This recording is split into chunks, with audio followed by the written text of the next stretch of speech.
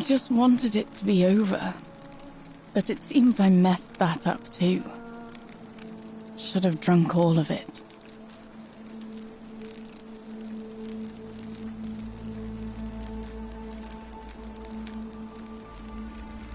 I brought it on myself.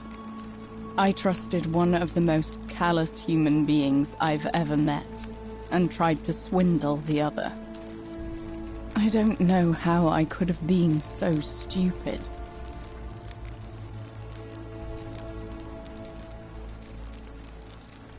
When I've recovered, I expect their thug Domitius will come for me.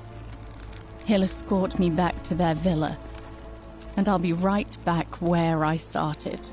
Only this time, I won't be able to lull myself to sleep at night with the thought of a permanent solution.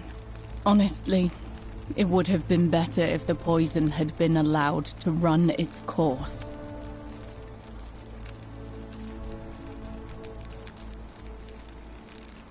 I doubt it. It seems this is the fate the gods have chosen for me, for trying to escape. At least until someone breaks the golden rule. Maybe it wouldn't be so bad.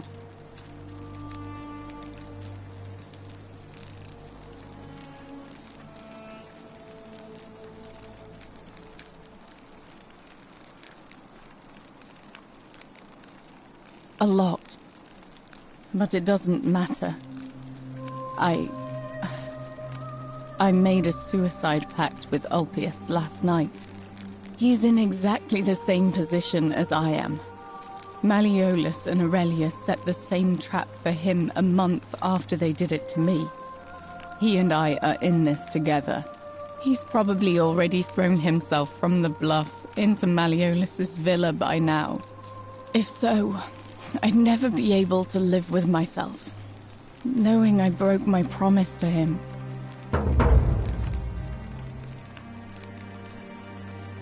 I doubt you could make it up to the bluff in time. I don't know who you are, or why you seem so determined to help me, but thank you.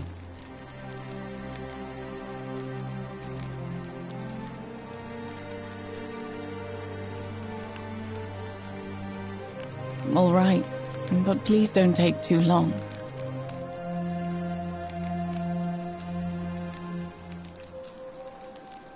All right. Thank you again for saving my life.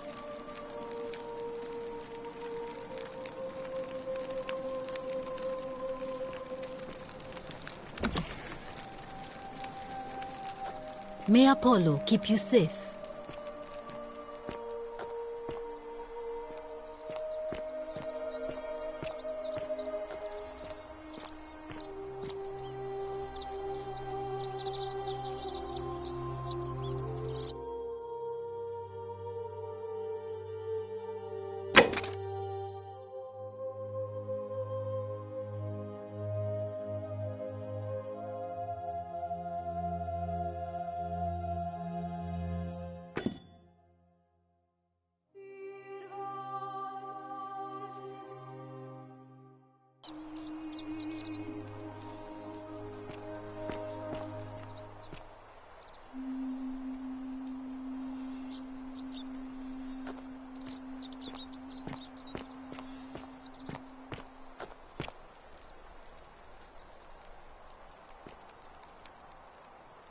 Help! You have to do something! A man arrived in the baths. A real nasty sort, with his face all covered up. And he's got a weapon. You have to do something, or he's going to break the golden rule.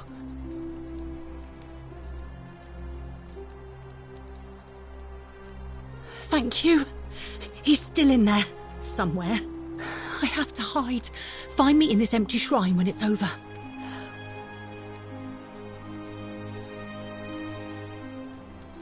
What?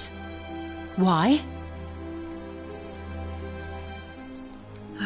All right, fine. Come and find me in my bakery instead. Please be careful.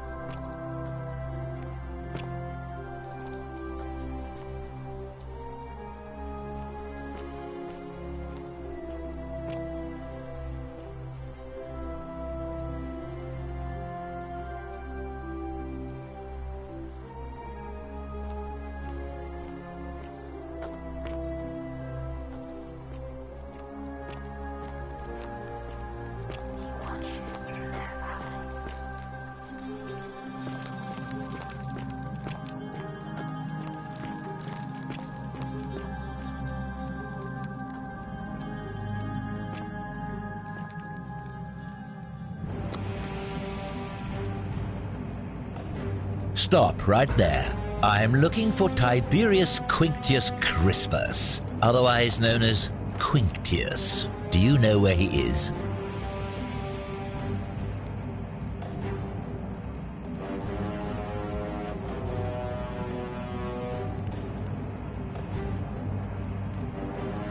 Thank you. For your service to the Empire, I'll let you live for now, but you'd best make sure our paths don't cross again.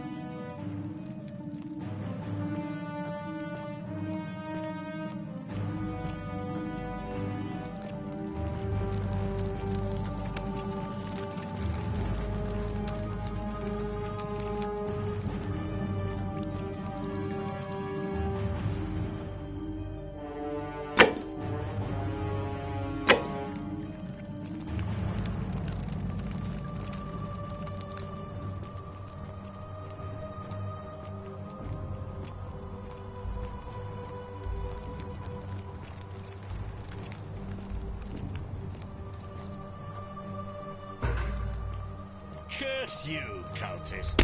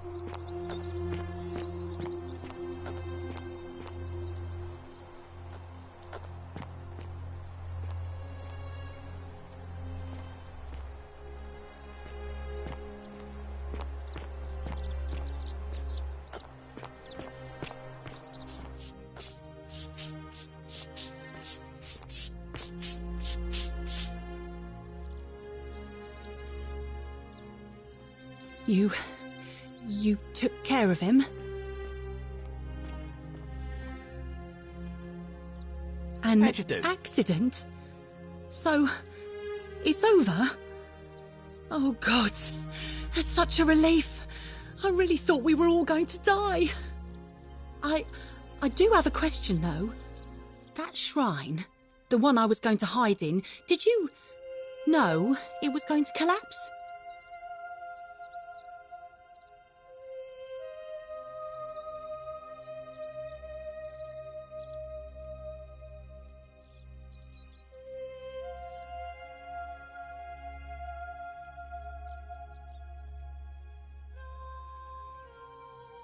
I don't understand. Oh, I see. Oh, I should probably keep my big mouth shut then. Sorry. I promise, nobody else will ever know what you did. But I know. That was really clever. Thank you. I'm glad you're here. Oh, speaking of which, welcome. I'm Fabia. Sorry I was a bit frantic before. Need anything? Oh, there's not much to tell. I mostly just bake bread and try to help out where I can. I suppose it all started about 8 months ago. I was living in Rome with my family when I got sick. Terrible timing. My pa had just arranged a husband for me, a fisherman's son. I was about to meet him for the first time when I came down with an awful fever. I spent the next week in bed. Pa paid priests to make offerings to Asclepius, a white rooster, then a goat. But nothing worked. In the end, they decided I'd do better outside the city. Clean air in the countryside would do me good, they said. But after about a day in a carriage on the Appian Way, I was getting worse, not better. I remember closing my eyes for a bit, and I guess I must have fell asleep, because when I opened them again, I was in a forest by a river. I suppose the driver took off with his fee and left me for dead. Can't say I blame him. I wouldn't have wanted to catch what I had either. Anyway, I went searching for help, stumbled across the trapdoor temple, and here I am.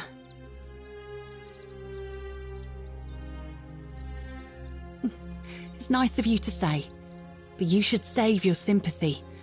Lots of people here need it more than I do.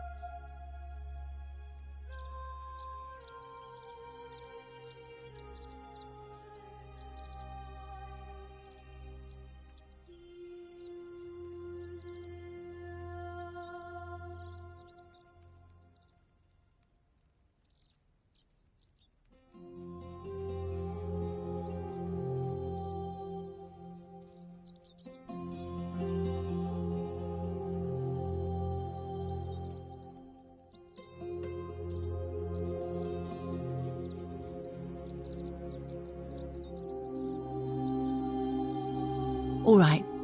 Thanks again for taking care of our problem. I won't forget it. You there! I'm sorry to trouble you, but I couldn't help but notice that fine bow you're carrying. No idea how you managed to get your hands on it, especially in the light of our dear old magistrate's ban, but I'm impressed. And before you ask, no, I wouldn't dream of trying to buy it from you. I have no use for a wooden bow myself. But I would like to propose a joint business venture of sorts. Tell me, do you have any idea how people here end up as golden statues?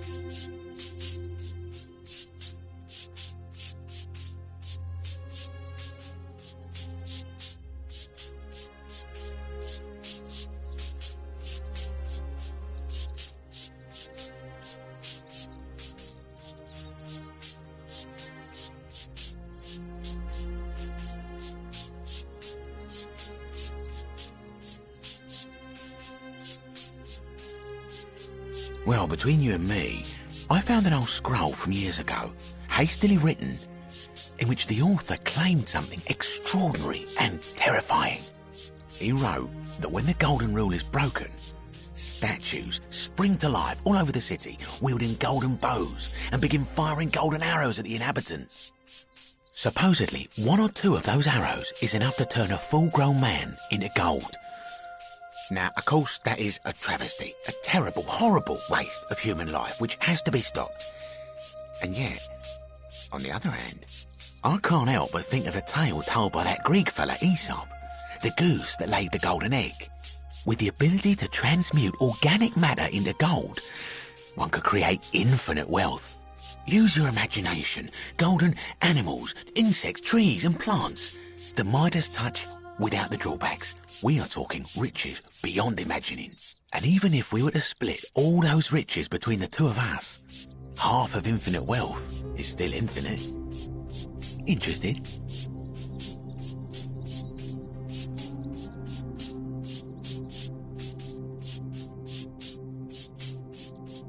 Look, I might have skimmed over that one, but don't be so pedantic. Are you interested or not?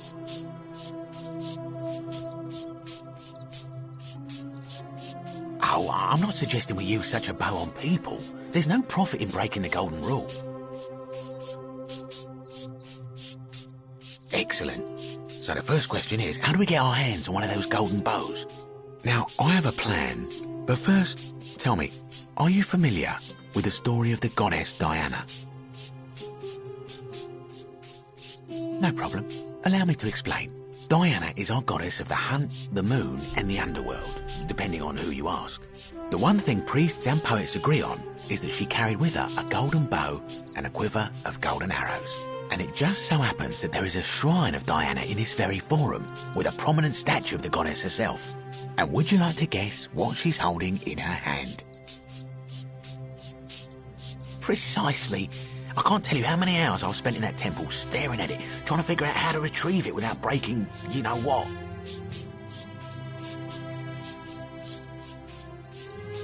Oh, gods no! If you tried that, we'd all be dead within moments, I'm sure. No, here's what I propose. You give your bow to me, I cover it in a thin layer of gold leaf, and we create a replica of a golden bow. Then you enter the shrine, extinguish the braziers, and under cover of darkness, swap out the fake for the original. It's not theft exactly, it's more of a trade. But make no mistake, this is a dangerous path, and there's no way of knowing where it will lead. But in my experience, all the best adventures begin with a risky first step. Now, you must have questions. Ask away.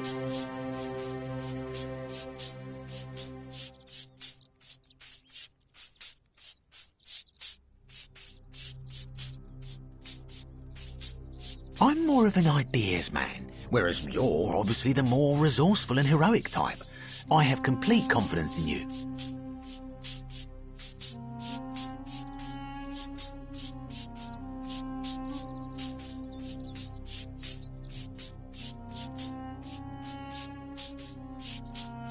When Prometheus stole fire from the gods and became a hero to all mankind, do you think he was worried about the danger?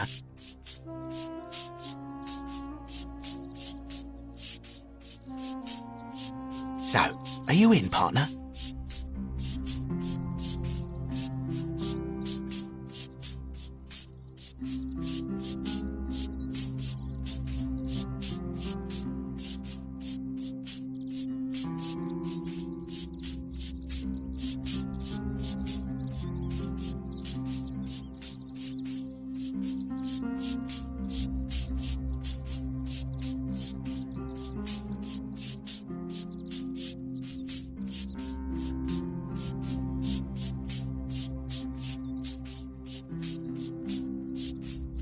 Wonderful.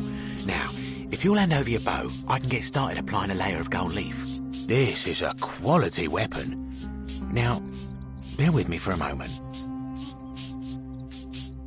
And here we are, a gold leaf bow.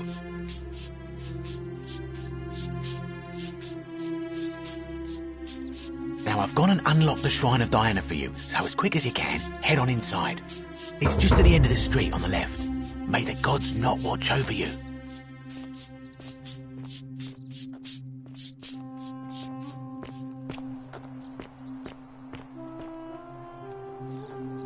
Don't you just love springtime?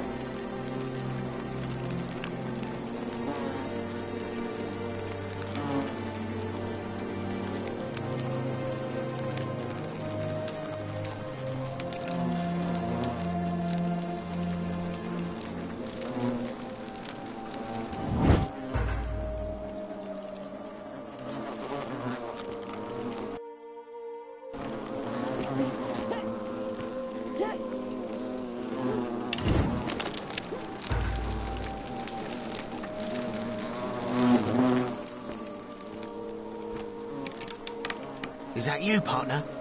Do you have the bow? Wonderful. Just go ahead and slide it under the door for me and I'll unlock it for you. And yet you did. And now, here we are. With me out here and you in there. Until you give me my bow.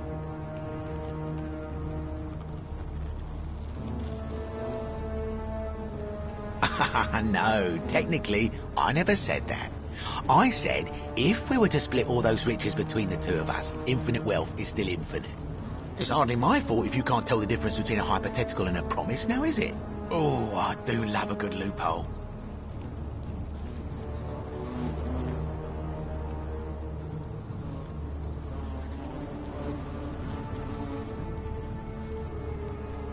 Not a very effective threat, is it? See, your first problem is, you're in there, and I'm out here. Your second problem is the golden rule. What are you gonna do? Kill us all? It's an empty threat. The bow, now. And don't even think about giving me the fake one. I'll recognise my own handiwork.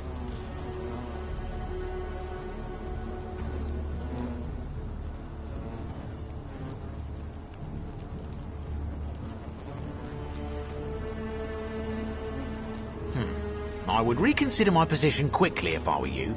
I'm not sure if you noticed, but you're stuck in there with a hornet's nest, and they can be rather aggressive toward intruders.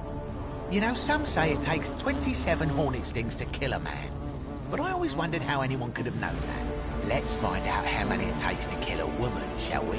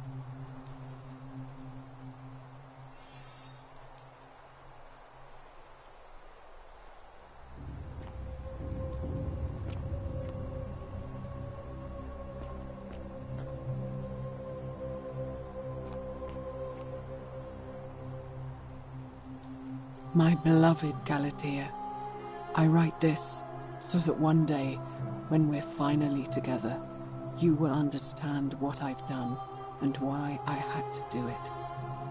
The others will call me mad or a monster, but I don't care what they think. Everything I'm doing here, I'm doing for you. I'll start at the beginning.